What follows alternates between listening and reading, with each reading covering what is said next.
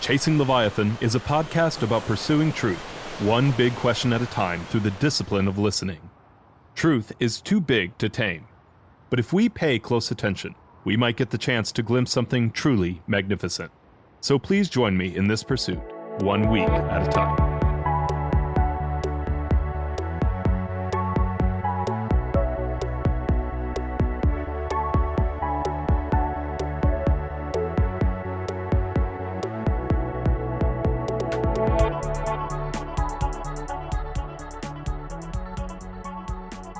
Hello and welcome to Chasing Leviathan.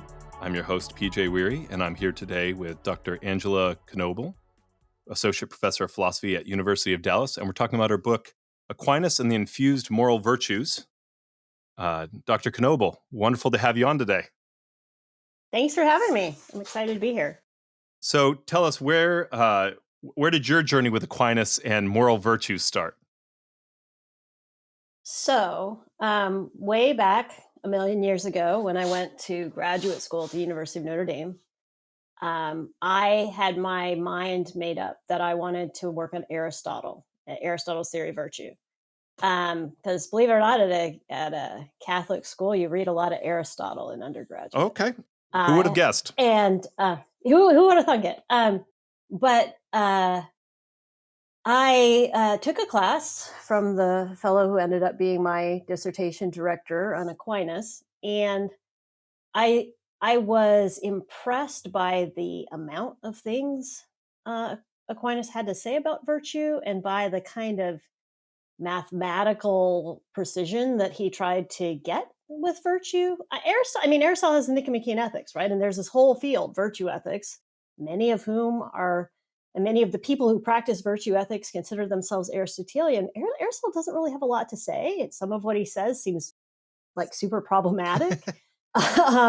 And the more I read about Aquinas, the more interested I became. I could say more, but that will probably take me into why I ended up writing this book. But well, I'm happy to hear that too. Why this book? Okay. I know you said that you kind of wrote it and you sat on it, sure. right? Yeah.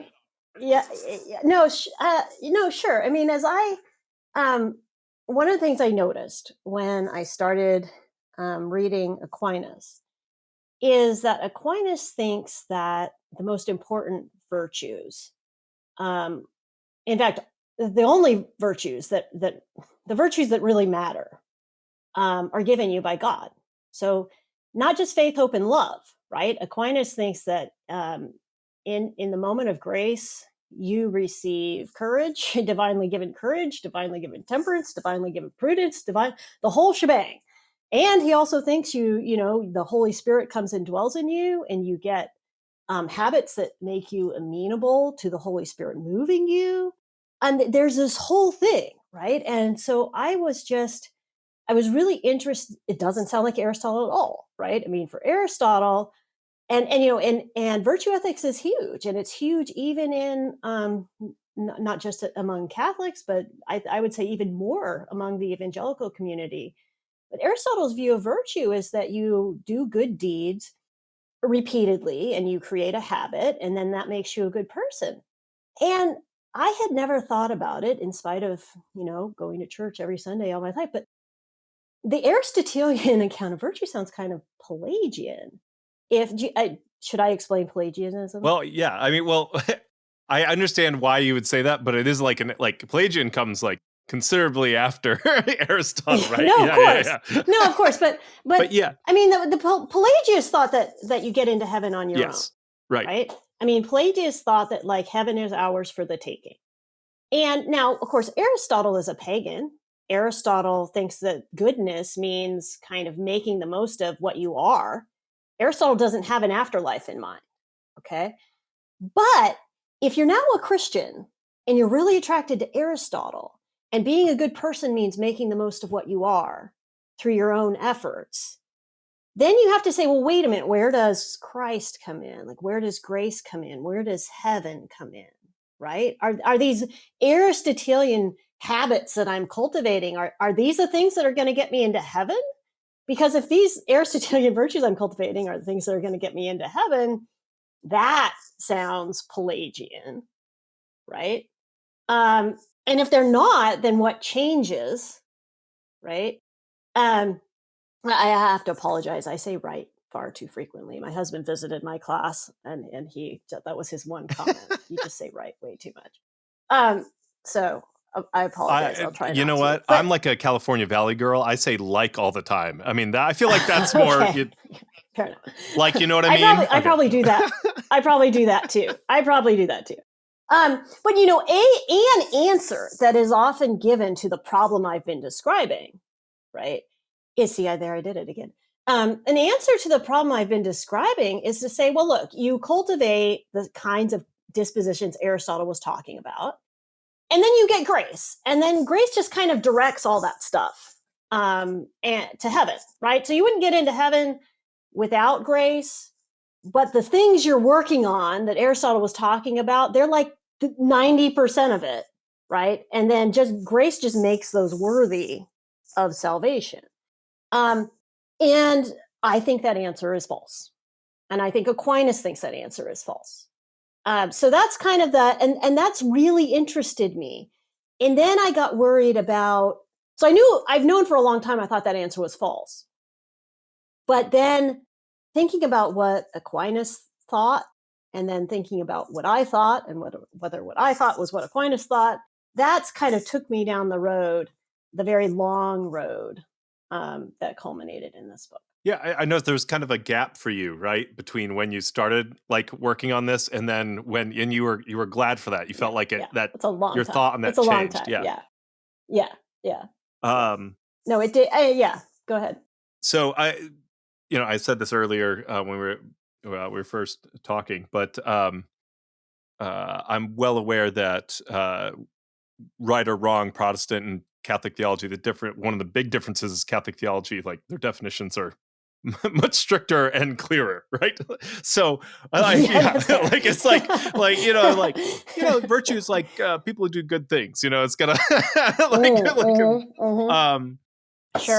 Sure. when you say, well, and when Aquinas says virtue, what does he have in mind? And then obviously that leads into kind of a big part of the book is this debate about acquired versus infused virtue and supernatural versus natural virtue. And is there a distinction there, or is that just a different ways of terming it?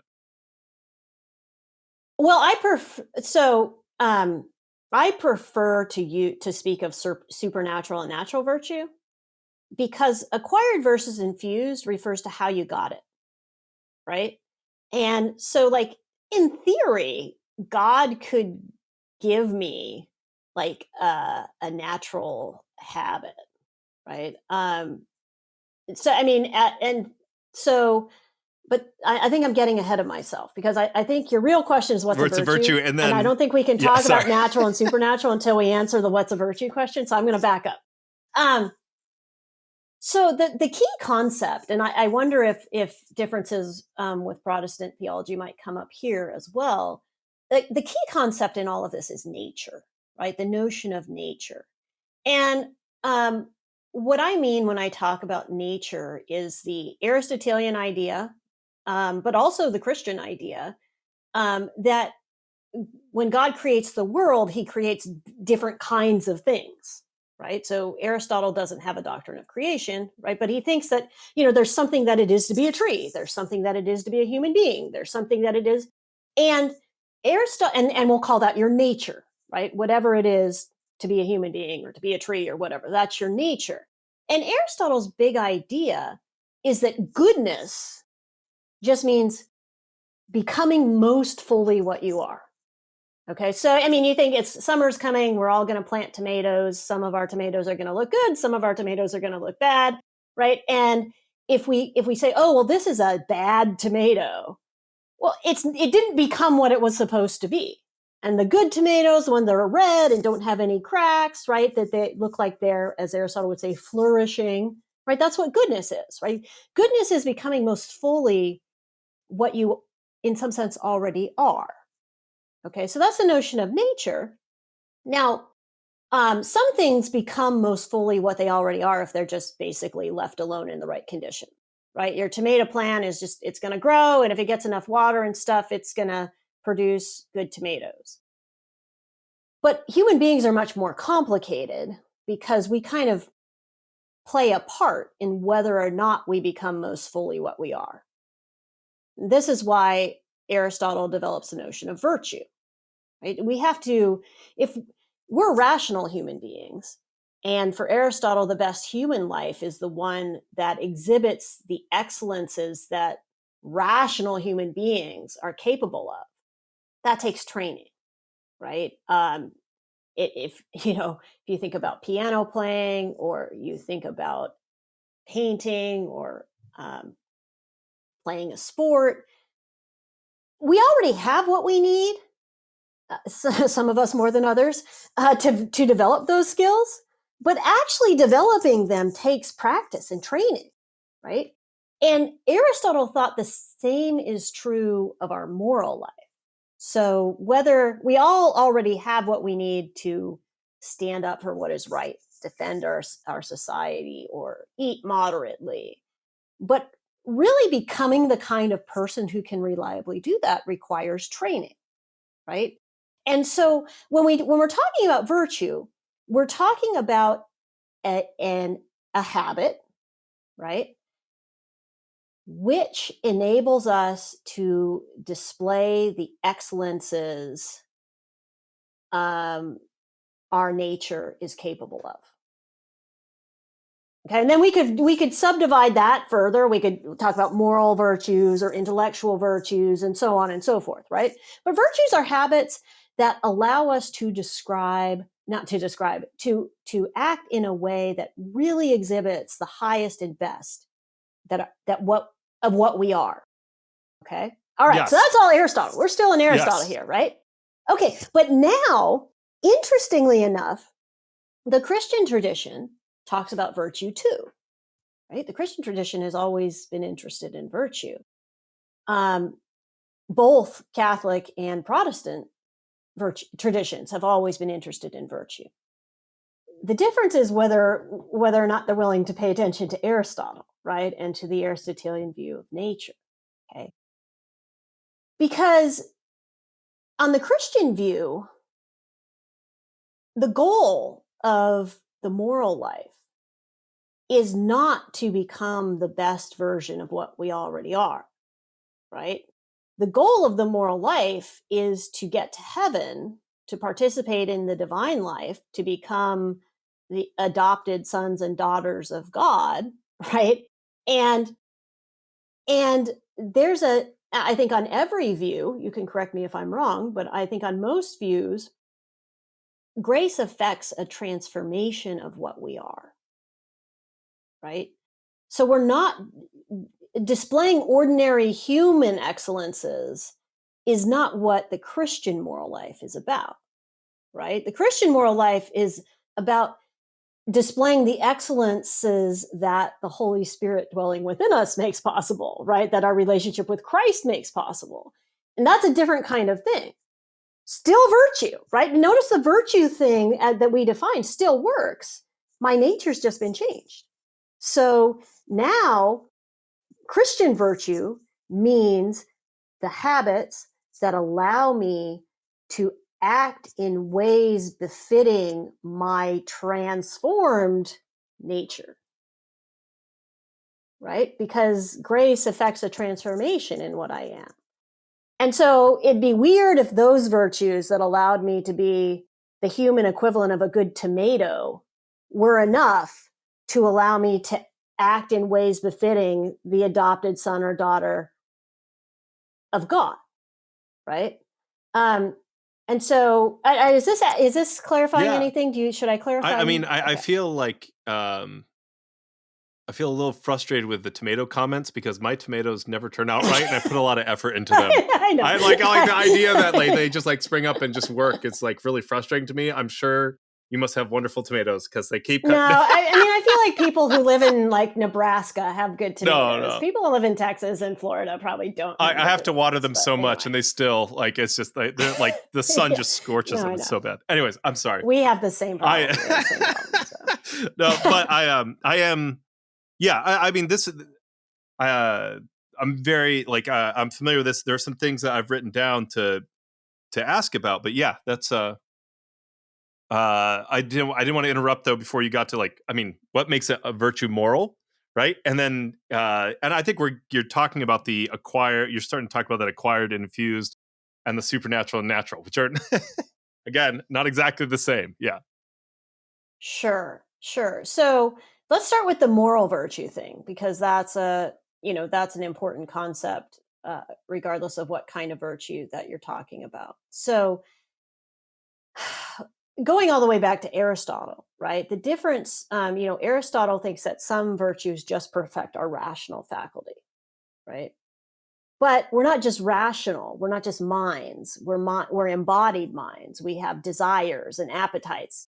And for Aristotle, at least, our disordered appetites can impact our ability to think, right? They don't necessarily impact our ability to do like astrophysics, right? But disordered appetites can impact my ability to think about how I should treat other people, or how much to eat or drink, or what um, how to live my life, right? And so for Aristotle, if my appetites, if my desires aren't appropriately in order, I'm going to be a bad reasoner about how I act, right? And so, and he says that reason doesn't just kind of dictate to the appetites, but it persuades and enjoins them, right?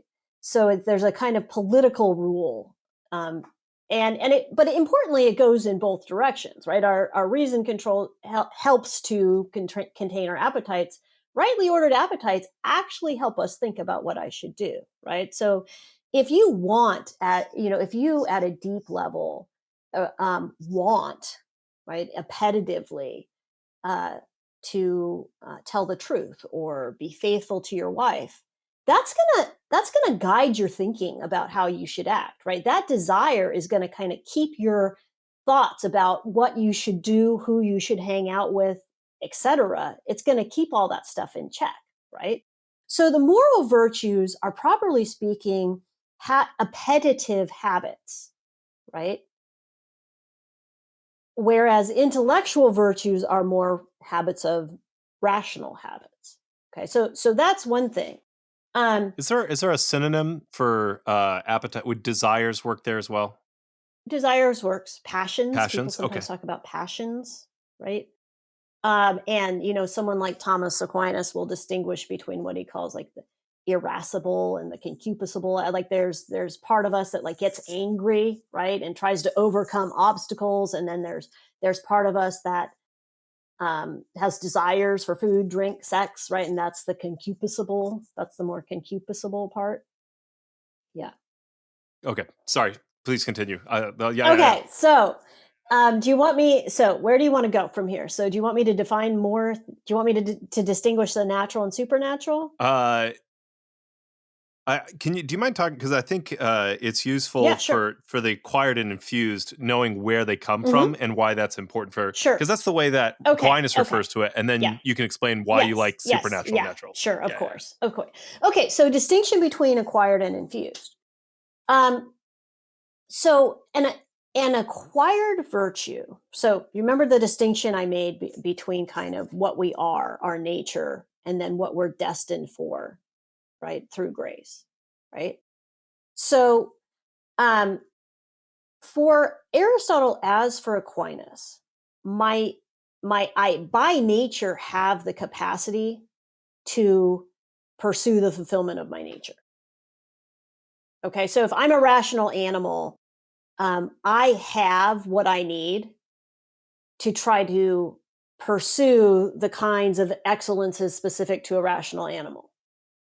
Right, so I have reason, I have appetites that reason can shape and form. I have an intellect that can be shaped and formed. And even if other people teach me, like I still do the actions that shape and form me. right? So, I mean, the analogy with skill, which a lot of people use when it comes to virtue, I think is helpful here, right? Because let's say you're trying to learn the piano, right? You have certain exercises that you practice, and you maybe have a teacher who's telling you things, but at a certain point, you have to grasp what a chord is, right? Or what playing a certain piece of music involves. And you only get there by doing it, right? By practicing it and trying again and again, right? And that's the notion of an acquired virtue, right? It's an excellence that I cultivate in myself um, through my own power, right? By repeated action, right? So if I to take it to the moral level, maybe I realize that I should stand up to the bully on the playground, right? And it's hard, and I'm scared, and I want to run away, but by training myself, I can't do everything, but by training myself to start standing up, right, and to small things, right, or not running away from in lesser situations, I can kind of cultivate an ability in myself to stand up for what I know is right. It takes a lot of time, it takes a lot of effort, it probably takes help, it takes mentors, right? But this is really something that I develop in myself over time, right? That's what I mean when I talk about an acquired virtue, right? But notice that you can only acquire virtues towards excellences that are within your natural ability. Right? I'm never going to, if we go with the skill analogy, I am never, no matter how many times I jump off the roof, going to teach myself how to fly. Like, it's just not going to I'm not the kind of thing that can fly, right? So I can't ever, like, there's a limit to the kinds of excellences I can create through my own repeated efforts. And so that's acquired virtue. And you notice that natural virtue, I like the word natural virtue because it's excellences that I develop that allow me to fulfill my nature, right? And typically I do that through my own power. Maybe God could just like make me a wonderful piano player, or maybe God, right? But typically not going to happen, right? I do it through practice. It's acquired, and I can acquire it because that virtue is natural. It's an excellence that belongs to my nature. Okay, but now let's talk about something like martyrdom, right? So, in the Bible, Stephen, the first martyr, right? He's picked for his faith, right? And to help with the women, with the widows and orphans, right? He's bringing food to the widows and the orphans, and he's filled with faith. Um, he likes to share his faith. He's brought before he's brought before the Pharisees, Sadducees, Yeah, like Sanhedrin. the scribes and Pharisees, I think is, it's kind of Yeah, like, yeah, right. it's the classic New Testament baddies. Yeah. Right, right, right. But now here's what he says there, and what he does, and what he testifies to, right? Is not any manifestation of his own personal efforts in moral training, right? He gives witness to his faith. The Holy Spirit, it's very clear in the biblical text. The Holy Spirit tells him what to say, right? It guides him. Um, he's not sort of using some kind of power that he's developed on his own, right? He is, through the inspiration of the Holy Spirit, bearing witness to something that he does not fully understand, and he's dying for something that he doesn't fully understand. That's totally different, right? I would maintain that, and this is an example that I use in the book. I like this example. Yeah. When we cultivate natural virtues, right? So we cultivate courage, right? We are developing our ability to stand firm for the sake of something that we fully grasp as good, right? So, the Spartans at Thermopylae, the Persian hordes are coming. They're going to murder and enslave their families in all of Greece. And Leonidas and his men face certain death, right? So that the Athenian navy can get there. It's huge. It's dramatic. It takes great courage to go to face death under those circumstances. But you get it, right? You understand why that's a good. And you can, through much training, develop your ability to stand firm in the face of those Persian hordes. Most of us can't, right? But it's conceivable that you could, right? But contrast that with what Stephen does, right? Stephen believes in this man who said he was the Son of God, right? And he's facing death, right, for what this person that many people think is crazy has preached.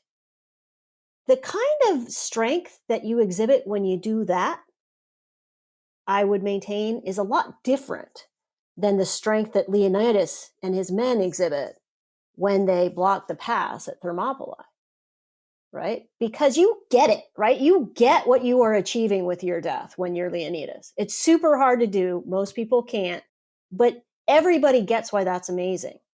It's much more difficult to get why what Stephen does is amazing, right? And the desire that moves Stephen to stand up for his faith in the face of certain death isn't any desire you can create on your own.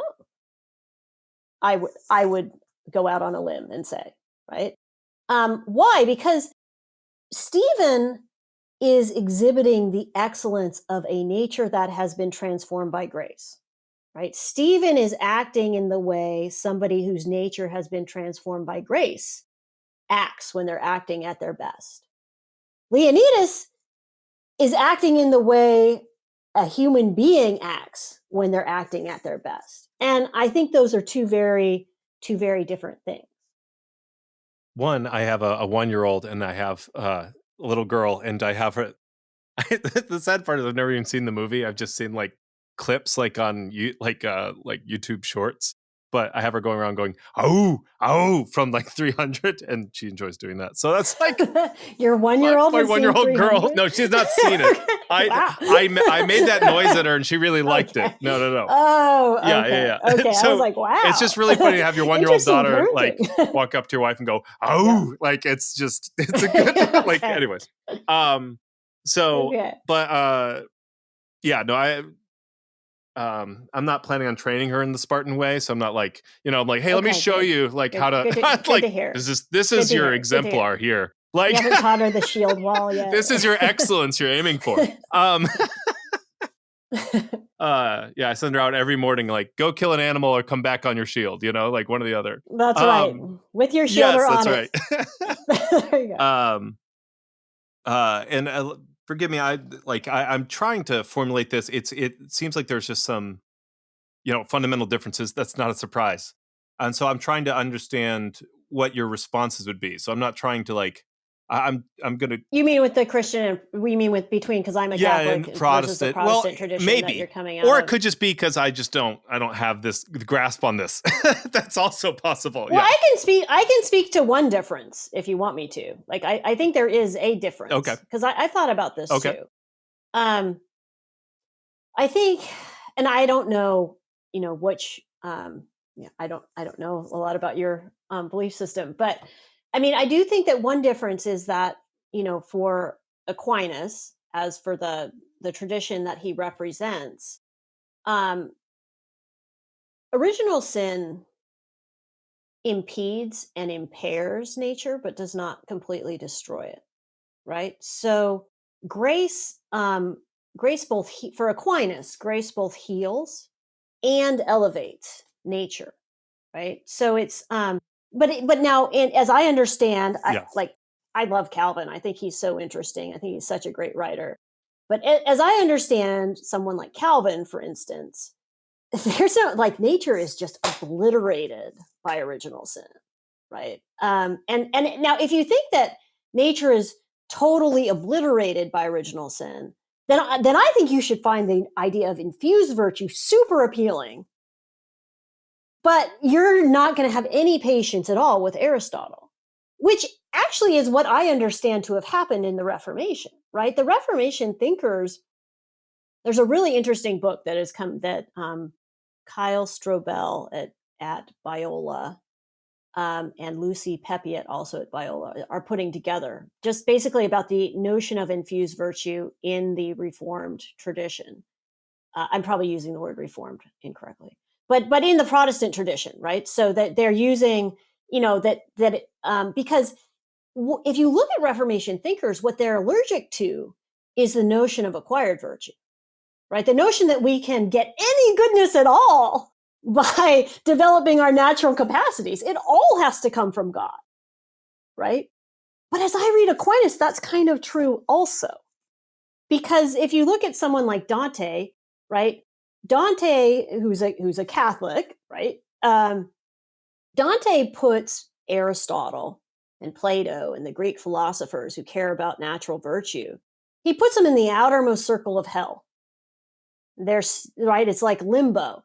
And because they've done the best of what they have and they still can't get into heaven, they're looking off at heaven with desire but no hope, right? Because and Aquinas has the notion of something being dispositive, right? And so Aquinas thinks that by pursuing our natural excellences, for Aquinas, and I think this might be a difference with some Protestant traditions, for Aquinas, we actually are doing something genuinely good because we are making the most of the nature God gave us in creation. And that's good.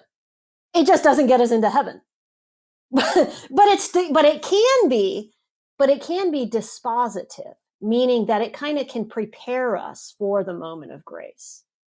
Although Aquinas, as I read him, doesn't even think that dispositiveness, that disposition happens except under God's grace, right? So that that even God's grace is kind of drawing us to prepare ourselves to receive the moment of grace. But so anyway, all of this has been in the context of trying to think about where the Catholic tradition and the Protestant tradition might come apart. And I think different Protestant traditions might come apart to differing degrees. But I don't think, it's interesting. Kyle Strobel is doing really interesting work on Jonathan Edwards. And as he reads Jonathan Edwards is all about infused virtue, right? And that sounds right to me. And it sounds really interesting. And so I think that the Protestant tradition should be all over the notion of infused virtue. I'm surprised. Like if you look at contemporary Protestant writing about virtue, it's very often in the Aristotelian tradition. And I personally, as a Catholic, I find that kind of weird because, but I think the notion of infused virtue is far more compatible, and I think that the Reformers saw that. So this actually is really encouraging because, I kind of had some thoughts written down here, and I think they were on track, right? So if you don't mind, I'm like, oh, okay. So because to me, one of the things I really wanted to ask about was the difference, why it was very important to say disposition rather than virtue. But and so and part of the reason, and forgive me, this might take just a little bit, but it's just to help me clarify in my own head from my perspective. And again, I'm just some random dude in Central Florida. I'm not speaking for all Protestants here. So maybe I'm just secretly Catholic, but aren't we? Everybody is. Everybody is. No, I'm just kidding. That's what. Yeah. Yeah, that's what I had to say. Yeah, I mean, oh man. Anyways, that's a whole other. I'm just thinking of whenever we say the Apostles' Creed, I could just feel all the Presbyterians in the congregation go, oh, when they say Catholic, right? It's like I know. But it just means universal. Right, that's all it means. It just means universal. Right. Okay. So anyway, go ahead. So Augustine, and he uses this for his conception of evil, obviously, as he's combating his old Manichaeism. But he prays to God and he thanks God because he's like, everything good comes from you. My intellect, my tongue to speak, everything good comes from you. And so, especially in the Protestant world, and this is interesting because it's seeing a resurgence, there's a lot of work done on common grace versus special grace. Okay. So can you tell me? Oh, okay. I'm not Okay, aware of that. yeah. So Yeah. common Yeah. grace is basically when Jesus says God sends his rain on the just and the unjust. He gives goodness to everyone. Okay. And special grace is, Okay. I mean, it's very similar to the acquired versus infused. Okay. So is special grace, is it only given to the elect. I mean, we're believers, going straight the Calvin elect, here. okay. Yes. But common graces are given to everybody, Right. regardless, elect and non-elect alike. Yes. Okay. Like, Okay. I mean, so you can see why this is what's coming to my mind when I'm Sure. reading. No, Yeah. sure. No, of course. Yeah. And so, for instance, when I hear, and I think this might be the total depravity thing, though, like that, the nature's fully broken. Tulip. Yeah. Our nature is to participate in the divine nature. That's our Okay. nature, Okay. but it's completely broken because our Interesting. relationship is broken. And so Okay. and this is kind of the way I was reading what you were doing, and I don't even know how much we disagree or we disagree at all. It might like it's really interesting, like how these kind of parallel each other. There's this idea that, as far as I understood what you were saying, and from my background in theology, that you have the kingdom of light and the kingdom of darkness in like First John. And so basically, like if you're not under Christ's rule, you're in the kingdom of darkness. But then you have to explain like Leonidas fighting, like Right. yeah, Yeah. Gandhi, Sure. all Of these course. things. Like, Yeah. well, the thing Sure. is that they have whatever good they have comes from God, and this is kind of that Augustinian idea of like you can't have pure evil. Evil is corruption of good. Right. And so, and this is where the disposition versus virtue comes in. Like your ends are obviously like whatever good God puts into the world, your virtues are kind of pointed towards some good, like familial affection. Okay. I bake bread, like I make good bread. This is like, so, it's like that's the one way. And then, but none of that puts us towards our nature, because our nature is not, because we can't have participation with divine, like with the Trinity, until that is fixed. But okay, so, and I'm sure that I'm misunderstanding what you're saying, and so the only reason I'm asking, Go ahead. like, I'm not attributing this view to you, but I mean, if our so the nature that we, so it seems like you're taking the word nature and you're saying we have one and only one nature, and that is our heavenly nature. And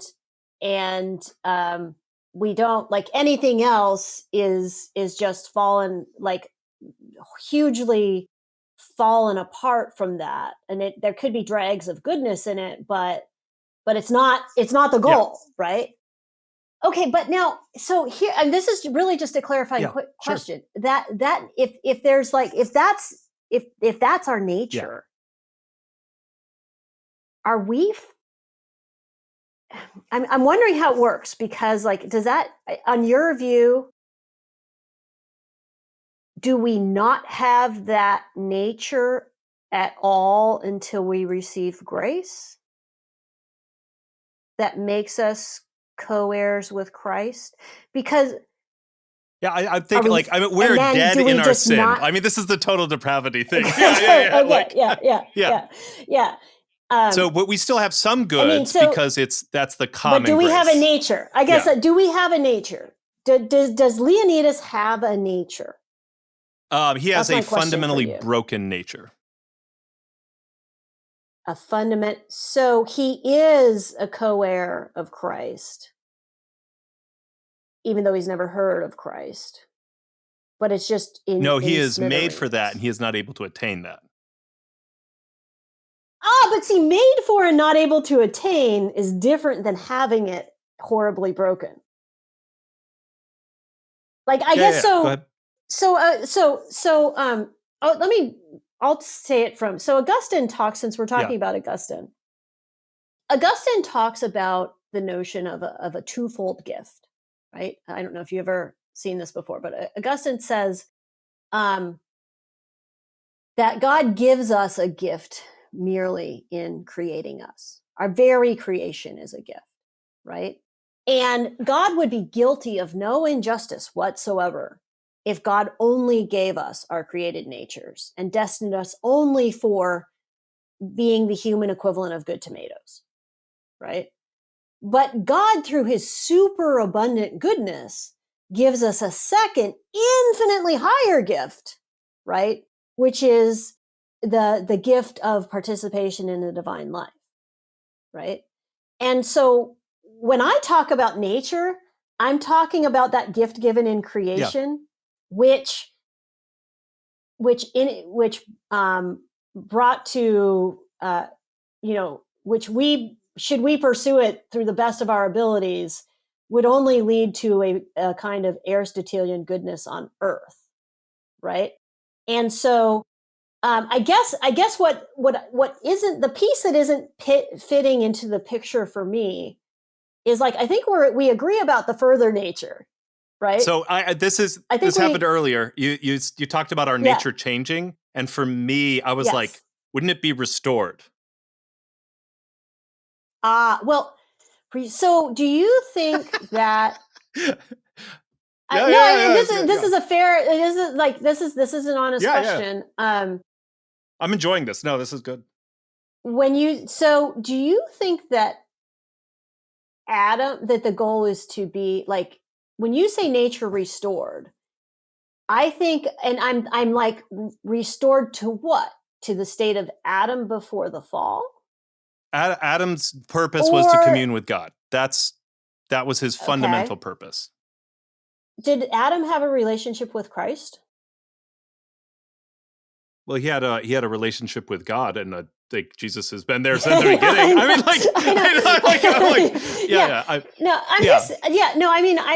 I don't even know what I think about this either, right? But I just want you to know, you forced me to clarify so much of my own thinking working through this. I really appreciate it. I was like, This is like super helpful for just my own internal stuff. So yeah. Yeah, I mean, so for me, I guess in the way that I'm thinking about it, I guess what makes me, and I don't know that you're saying this, what makes me hesitant about the restored language is it implies that our natural state is the is being in a sibling of Christ and an adopted son of God, and to me that sounds like like a gift and a transformation. And not something that's our natural state. It seems like something beyond our natural state, right? And if that's our natural state, then I understand why the language of supernature sounds weird, right? But I think that like Aquinas's view and the kind of view that I'm representing is like, no, I mean, your nature is, what you're created as, and the worry is that like it seems like the worry some people have had is that it seems like if you're created with supernature, then it seems like God somehow owes salvation to you in a sense, right? Like if your nature is kind of what you're destined to be, right? Then it can seem like that God would do some kind of injustice in not saving everybody, right? But if God gives us a gift that exceeds anything that our nature can achieve, then it's not then it's fine. But I think now it's something's kind of clicking for me about maybe where the difference. I'm not gonna lie. I don't want to take too much away from your book. This has been super clear. I've really enjoyed this. This has helped me tremendously. I also feel like there are like maybe theologians in heaven like throwing chairs at each other, like I told you, like throwing like I don't know, like reformers and Catholic theologians right now. It's like I don't know. I feel like we've rediscovered a very old debate. It's a super. I think it's a super old debate, and I think Catholics have it too. I'll just say this. Sorry, go ahead. I know you probably. You can cut all No, of this. No, it's fine. But I mean, there's among Catholic circles, and I kind of mentioned this a little bit in the book. There's a debate about the so-called twofold end, right? So, the question is, if the fulfillment of our nature is like what Aristotle described, and we can achieve it, then why do we need grace? Because we're going to be happy just doing what Aristotle described, right? But if we only have one end, which is what you're saying, I think, and which I'm actually, I think, sympathetic to, I just want to keep my language, right? If the real goal of human life is to be united with God in heaven, then we have one end, and that's really what we are, right? And so, there's this big debate in Catholic Thomist circles about whether there's one end or two ends for human life. And they go back and forth. And I don't think anybody really disagrees with each other at the end of the day. I guess that the one thing that I would want to insist on is the idea of there being a kind of fulfillment, a kind of incomplete fulfillment, proportionate to what we're given in creation. Proportionate to our abilities, our animality, and our rationality, right? That what we can pursue through our animality and our rationality is good, and the ability to pursue that is a gift. And no matter how good we get at pursuing that, it is not going to get us into heaven. We still need a further gift. That I'm like, and I'm perfectly willing to agree that further gift is the true goal of mankind, and that we are created for that further gift. I'm perfectly willing to agree to that. I just still nonetheless think that God didn't have to create us for that gift. That might be a disagreement there, but the like common grace really covers, I think, a lot of what you're talking about with the animal and rational, like it's like and I think that a lot of that's coming up with like globalization and like Christians looking around and being like, there's a lot of good people. Like, you got to explain this somehow. You can't just be like, oh, you're not, like, anyways. So that's that would be covered under the goods that God gives. Like, obviously, like husbands love their wives, and brothers love brothers, and people can have courage, and they can serve their community, those sorts of things. And so but it doesn't fulfill that ultimate like participation in the Trinity, right? So I think we agree there. And this is where I think, and you make a very specific point about this, and I think it's really kind of a main thrust of your book, that the language around virtue versus disposition, and this is the really this is where I think where our agreement goes. Actually, like, I'm just interested in to hear the answer of this. Is that the after someone is saved, like there's this transformational moment, and then obviously like I love your example, John Newton. It's like he would like had this like revelatory moment where he's like, I'm wicked and I need God. And then he kept working on the slave trade, like the slave ship for a while. You're like, I don't think it was like, I mean, let's be like, great moment of realization, great moment of mostly repentance, but like my man is still doing wicked things, right? So, but there are, so why is the language between like whatever the habits that are carried over, why is disposition versus virtue important there? Well, because to say that something is a virtue is to say that it enables you to act in a manner appropriate to the goal of your life, right? To the purpose of your life, right? And once you have accepted Christ as your Savior, the purpose of your life is union with God in heaven, right?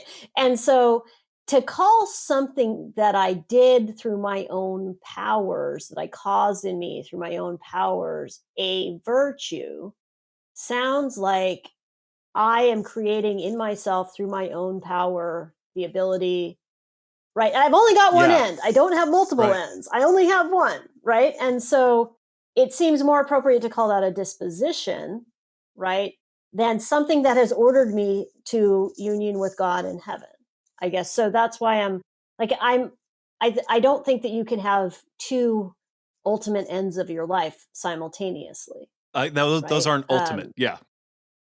Right. That's what,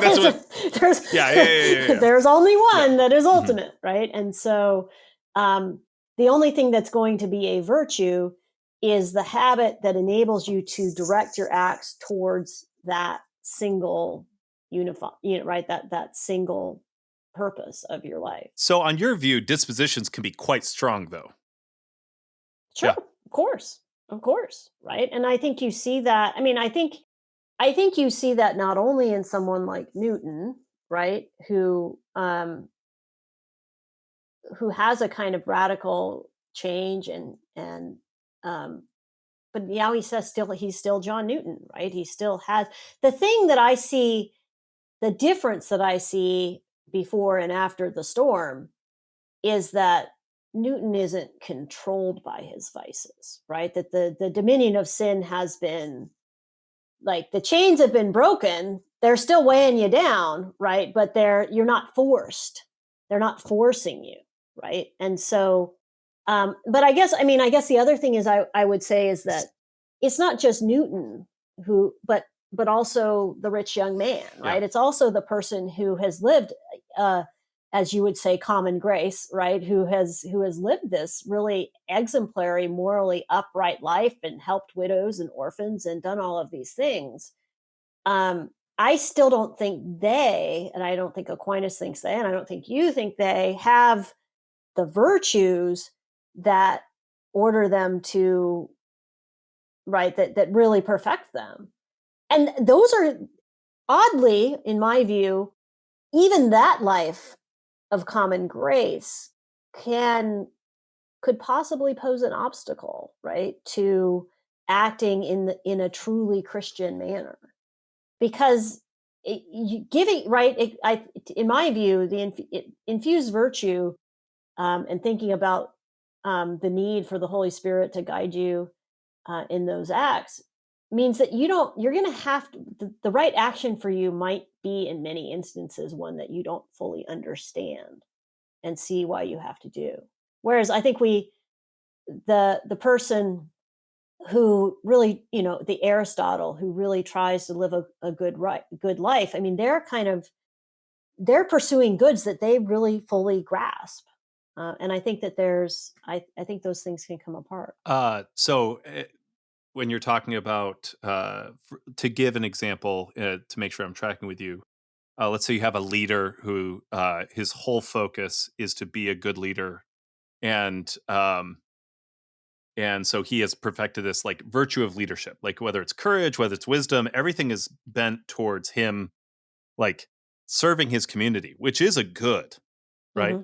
Mm-hmm. But right. that could. So we're on the same page there. What would you say? I said, see, we're on the same page. Yeah. And so then, but then from there, that could be something that could get in the way of him choosing to follow Christ, right? Yeah. Certainly. And following Christ as a leader might require him to act differently, right? Or to forego things that prior to following Christ he would have thought were the best thing for his society or whatever. Well, that's the whole "my kingdom is not of this world," right? Like, it's like that my community's my single community here is best served this way, and then it's like, oh, it's bigger than that, right? Right. Yeah. Well, first off, let me just say you have been extremely patient, and thank you. I don't know. I hope we didn't make things more confusing. It was very. Hopefully our listeners enjoy this. I enjoyed it a lot. It was very clarifying for our listeners. If you could have them think about one thing through this week to take away from your book, Aquinas and the Infused Moral Virtues. Last plug for this beautiful cover here. What is something besides reading your book? What is something which they should definitely do? What What is something they should meditate on this week? What is something that they can do for themselves? I mean, just for me, the big thing that has been hugely influential in my life is the idea that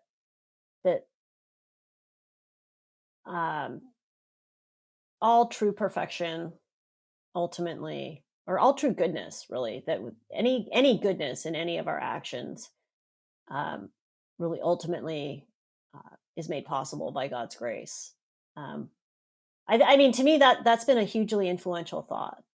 I don't think that absolves us from trying our best, right? Because I think that we don't ever know really when God, right? All we have to use our reason to pursue that, right? We have to use our reason and our minds and do things that seem very Aristotelian and just kind of prepare the way. So I don't know. I mean, that's the thing that's been hugely influential for me. I don't know. Dr. Knobel, thank you so much. It's been a real joy having you on. Okay, thanks so much.